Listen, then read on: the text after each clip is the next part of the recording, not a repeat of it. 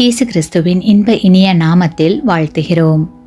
இன்றைய வேத வசனம்: ஒரு மனிதன் தன் பிள்ளையை சுமந்து கொண்டு போவது போல நீங்கள் இவ்விடத்திற்கு வருகிற வரைக்கும் நடந்து வந்த வழிகள் எல்லாவற்றிலும் உங்கள் தேவனாகிய கர்த்தர் உங்களை சுமந்து கொண்டு வந்ததை கண்டீர்களே.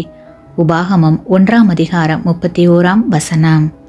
Today's Bible verse: And in the wilderness where you saw how the Lord your God carried you, as a man carries his son, in all the way that you went, until you came to this place.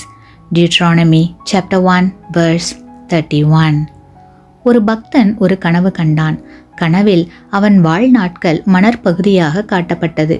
அதில் இருவருடைய கால் தடங்கள் இருந்தன. அவை யாருடையவை என்று ஆண்டவரிடம் அவன் கேட்டான். ஒன்று உன்னுடையது, அடுத்தது என்னுடையது. நான் எப்போதும் உன்னோடு வந்து கொண்டே இருந்தேன் என்றார் ஆண்டவர். ஓரிடம் வந்தபோது ஒருவர் கால்தடம் மாத்திரமே இருந்தது. உடனே அவன், என்ன ஆண்டவரே, இந்த காலகட்டம் என் வாழ்வில் மிகவும் வேதனையான ஒன்றாக இருந்ததே, நீர் எங்கே சென்றீர் என்று ஆண்டவரிடம் கேட்டான். ஆண்டவர் அவனிடம், தெரிகிற கால்தடம் உன்னுடையது அல்ல, அது என்னுடையது. அந்த சமயத்தில் நான் உன்னை சுமந்து சென்றேன் என்றார்.